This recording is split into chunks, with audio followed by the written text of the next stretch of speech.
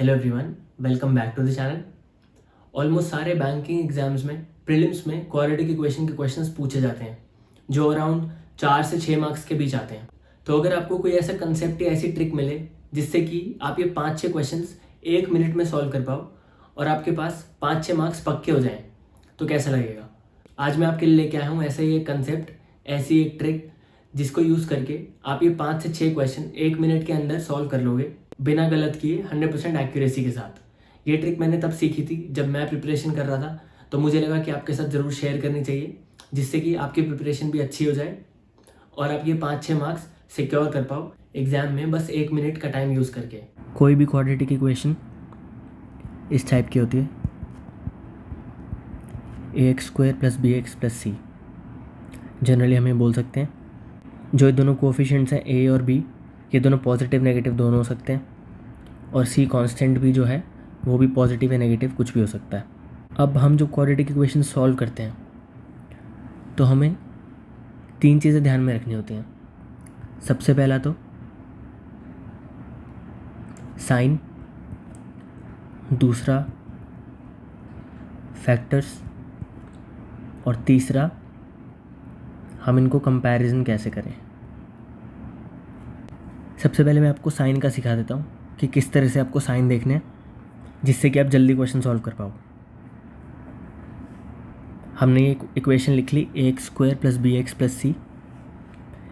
ऐसे total 4 equation बन सकती हैं, चारों लिख देता हूँ। ax² + bx - c, ax² - bx + c और ax² - bx - c। मान लेते हैं चारों इक्वेशंस के 2 फैक्टर्स हैं p and q।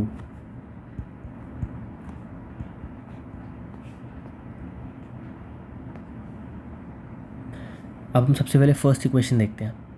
First equation में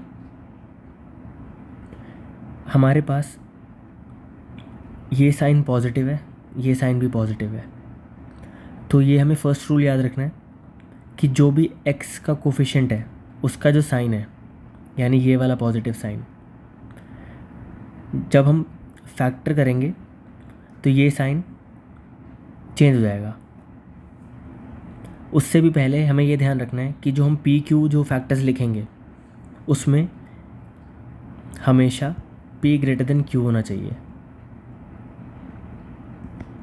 मतलब आपके जो भी 2 फैक्टर्स बनेंगे तो आपको बड़े वाले को लेफ़्ट साइड पे लिखना है एंड छोटे वाले को राइट साइड पे लिखना है।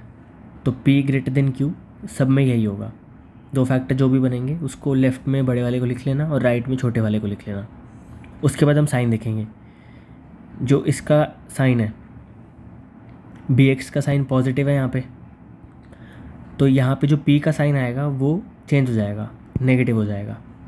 इस केस में भी पॉजिटिव है तो ये नेगेटिव हो जाएगा, यहाँ माइनस है तो यहाँ प्लस हो जाएगा और यहाँ माइनस है तो यहाँ भी प्लस हो जाएगा। अब हमने p का साइन तो बना लिया, अब q का बनाना है।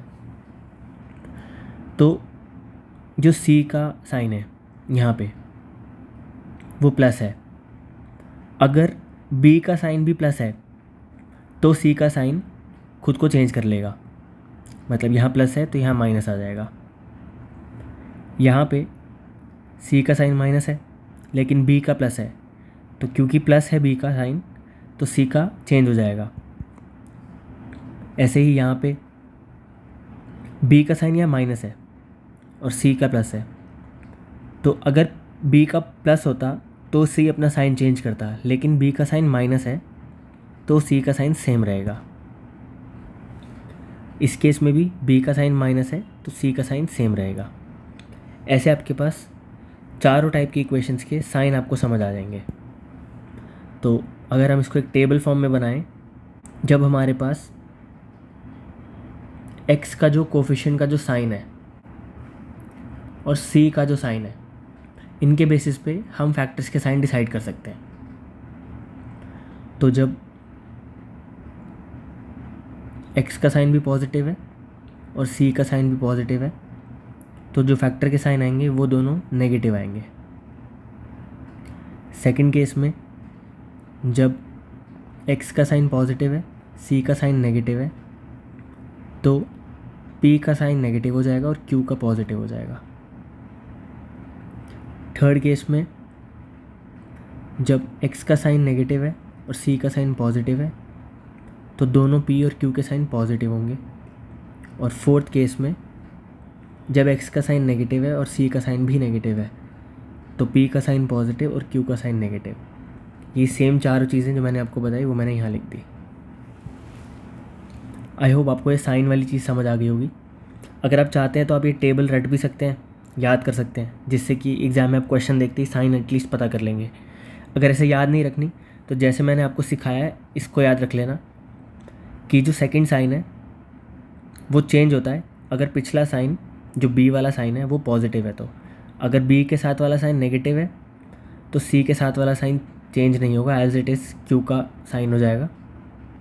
लेकिन अगर बी के साथ वाला साइन पॉजिटिव है तो जो क्यू का साइन आएगा वो सी का साइन चेंज होके आएगा।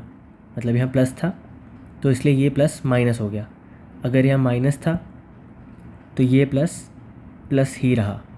ये टेबल है, आप इसको याद कर सकते हैं। इसके बाद हमारे पास सेकंड चीज़ आती है फैक्टर्स। अब जैसे मैं एक क्वेश्चन ले लेता हूँ, x² - 7x + 10 = 0, y² - 5y + 6 = 0। ये हमारे पास दो क्वेश्चंस हैं, दो इक्वेशंस हैं। एग्ज़ाम में भी ऐसा ही क्वेश्चन आएगा। अब सबसे पहले इसको देखते हैं हम।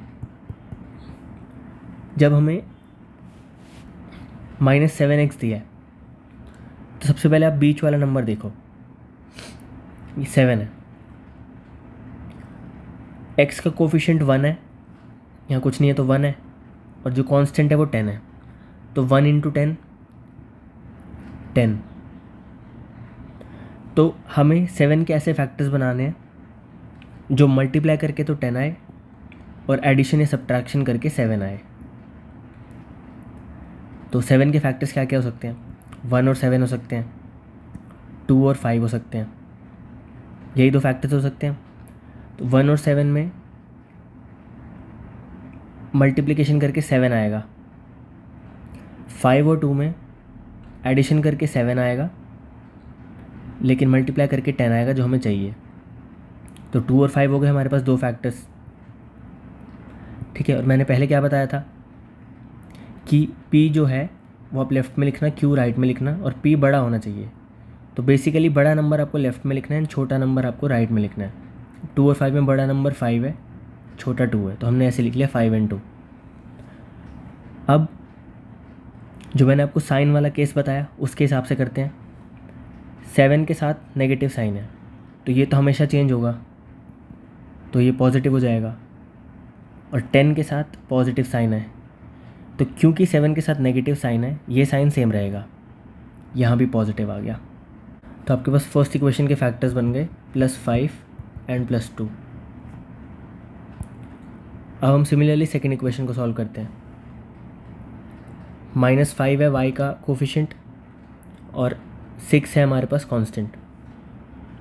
5 को ऐसे तोड़ना है कि मल्टीप्लाई करके 6 आए, और 6 इसलिए क्योंकि y का कोफिशिएंट 1 है और यहाँ पे कांस्टेंट 6 है, तो 1 × 6 6 हो जाएगा। 6 को कैसे तोड़ा जा सकता है? 6 × 1 या फिर 3 × 2, और 3 और 2 का सम करके ही 5 आ जाएगा। तो 3 और 2 फैक्टर्स तो पता लग गए।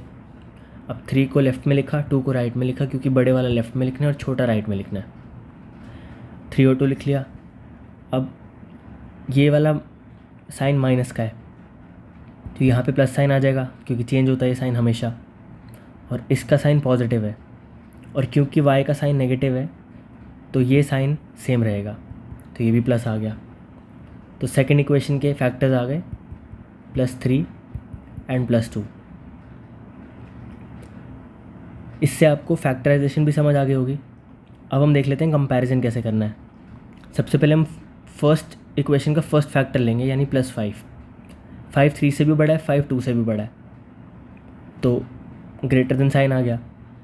फिर हम सेकंड फैक्टर को कंपेयर करेंगे दूसरी इक्वेशन के दोनों फैक्टर से। तो 2 जो है वो 2 के इक्वल है लेकिन 3 से छोटा है, तो लेस देन साइन आ गया। क्योंकि इस इक्वेशन में एक नंबर बड़ा है और एक छोटा है तो ये कैंसिल हो जाएगा।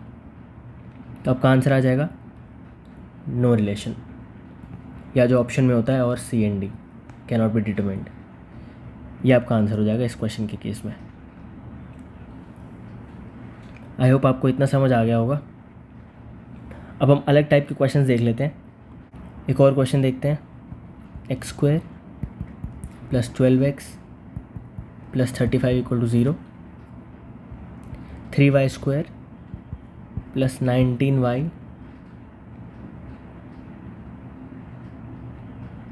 + 20 = 0। जैसे हमने पहले किया था बिल्कुल सेम तरीके से करेंगे।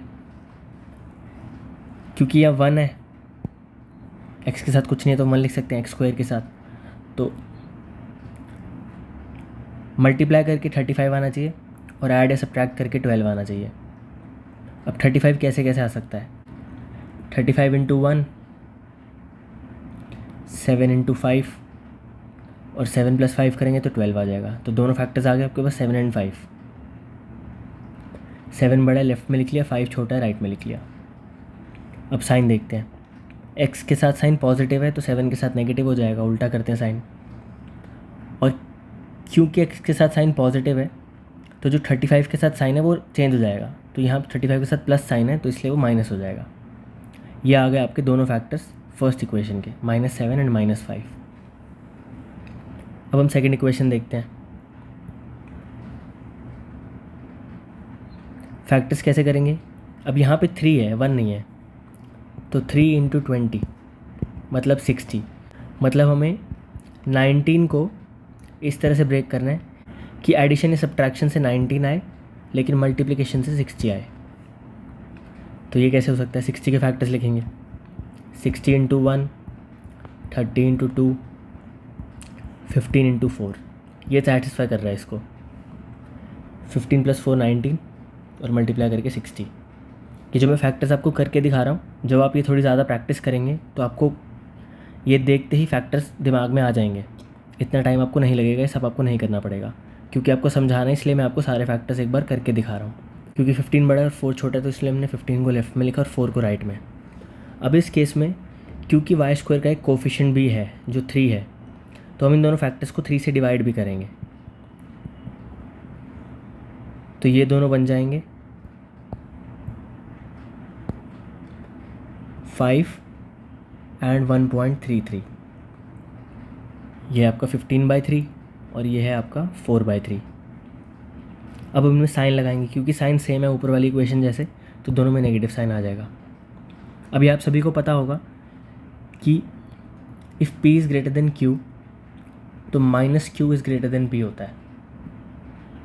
अगर साइन माइनस का आ जाता है, -q ग्रेटर देन -p, अगर साइन माइनस का आ जाता है तो ये ऑपोजिट हो जाते हैं।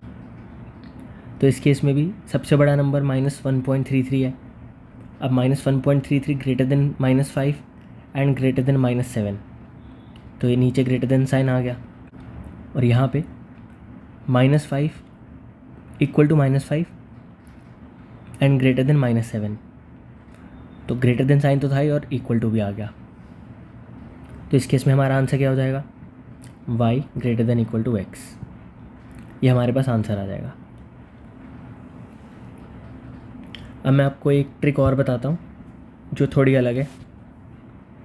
जैसे हमारे पास क्वेश्चन आया x² - 3x - 88, y² + 8y - 48।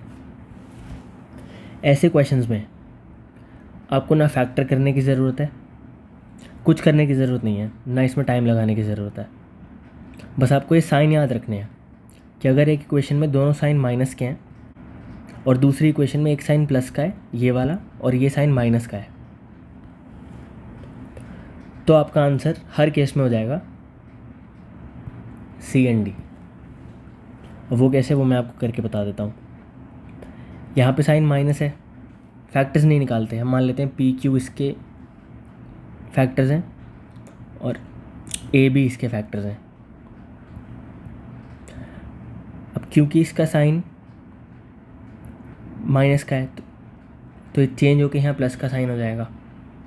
ये भी साइन माइनस है और क्योंकि एक्स का साइन माइनस है तो ये साइन सेम रहेगा, ये आ गया माइनस। तो फर्स्ट इक्वेशन के फैक्टर्स आ गए plus P and minus Q. A और बी के केस में देखते हैं। 8y का जो साइन है वो प्लस है तो साइन चेंज हो जाएगा, यहाँ माइनस आ जाएगा। और इसका साइन माइनस है तो क्योंकि इसका साइन प्लस है ये साइन चेंज हो जाएगा, यहाँ पे आ जाएगा प्लस। अब हमारे पास आ गया इसके factors plus P and minus Q और इसके factors minus A and plus B.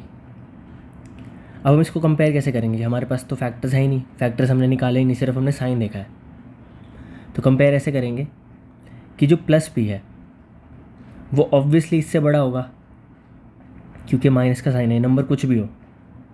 और जो प्लस बी है वो ऑब्वियसली इससे बड़ा होगा क्योंकि ये प्लस का साइन है और ये माइनस का साइन है। तो इसमें ये बड़ा हो रहा है और इसमें ये बड़ा हो रहा है। तो मतलब कोई भी एक इक्वेशन के फैक्टर्स कंप्लीटली बड़े और कंप्लीटली छोटे नहीं हैं। तो इसका मतलब आंसर आ जाएगा सी एंड डी या नो रिलेशन।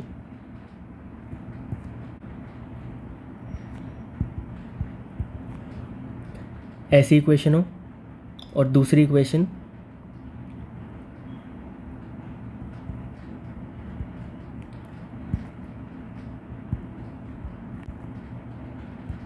ऐसी इक्वेशन हो जिसमें x का साइन माइनस हो और कांस्टेंट का साइन भी माइनस हो एक इक्वेशन में, और दूसरी इक्वेशन में x का साइन प्लस हो और कांस्टेंट का साइन माइनस हो। तो ऐसे क्वेश्चंस में आंसर हमेशा सी एंड डी होगा, इररिस्पेक्टिव ऑफ फैक्टर्स क्या हैं, इनकी वैल्यूज़ क्या हैं, कोई फ़र्क नहीं पड़ता। Every case answer will be C and D. तो ये आपको बिना कुछ सोचे समझे एग्ज़ाम में करके आना है। अगर आपको ऐसी इक्वेशंस दिखें तो आप बिना सोचे समझे सीधा सी एंड डी टिक करके आना, आपका वो बिल्कुल करेक्ट होगा। अब एक लास्ट क्वेश्चन और देख लेते हैं जिसमें आपको एक ट्रिक और समझ आ जाएगी।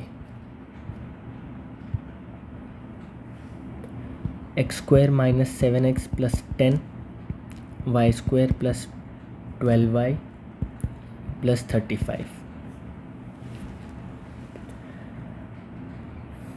इसमें भी बिना फैक्टर्स निकाले सिर्फ साइन लिखते हैं। ये साइन माइनस का है तो ये प्लस हो जाएगा, ये साइन प्लस का है और ये माइनस का है तो इसलिए ये सेम रहेगा, दोनों का साइन प्लस आ गया। सेकेंड इक्वेशन के केस में ये प्लस है तो ये माइनस हो जाएगा, क्योंकि ये प्लस है तो ये चेंज करेगा अपना साइन, ये भी माइनस। अब फर्स्ट इक्वेशन के दोनों फैक्टर पॉजिटिव हैं, सेकेंड इक्वेशन के दोनों फैक्टर नेगेटिव हैं। फैक्टर की जो वैल्यू है वो कोई भी हो, कुछ भी हो, नंबर मैटर नहीं करता, लेकिन जब साइन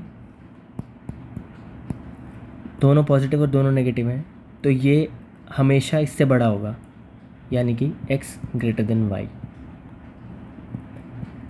इररिस्पेक्टिव ऑफ कांस्टेंट क्या है, फैक्टर क्या है, कुछ भी, आंसर हमेशा x ग्रेटर देन y आएगा। आई होप आपको ये भी समझ आ गया होगा। तो ये कुछ ऐसी ट्रिक्स हैं जो आपको याद रखनी है और सॉल्व इस तरह से करना है, वो मैंने आपको बता दिया। सबसे पहले आपको साइन वाली चीज़ याद रखनी है। साइन वाली आप टेबल याद कर लेना अगर आपको टेबल याद करनी है तो, नहीं तो आपके सामने जब क्वेश्चन आएगा तो उसके हिसाब से आप कर सकते हो। ये आपके पास मैंने बना के दिया टेबल।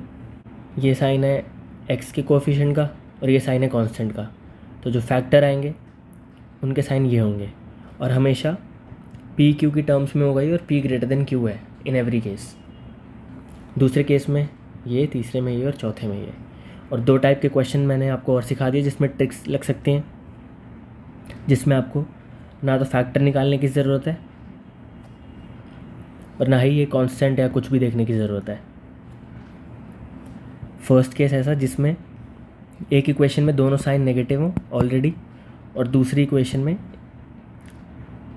इसका साइन पॉजिटिव हो और इसका साइन नेगेटिव हो, तो ऐसे केस में आंसर आता है सी एंड डी। और एक जो दूसरी ट्रिक है जिसमें एक इक्वेशन का साइन माइनस प्लस हो और दूसरी इक्वेशन का साइन प्लस प्लस हो, तो इनके जब फैक्टर्स के साइन निकालेंगे तो वो प्लस प्लस और माइनस माइनस आ जाएंगे, जिसमें x always greater than y होगा।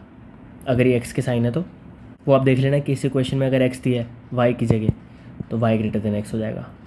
इसकी आप प्रैक्टिस करना जितनी ज़्यादा हो पाए, और इस तरह से अगर आप क्वाड्रेटिक इक्वेशन सॉल्व करोगे तो आप 1 मिनट में 5 क्वेश्चन कर लोगे। अगर आपके एग्ज़ाम में 5 क्वेश्चन आ रहे हैं तो वो इतने ईजी लेवल के आते हैं, जिसमें से 2 में तो एक ये CND वाली ट्रिक लग जाती है या तो ये ट्रिक लग जाती है।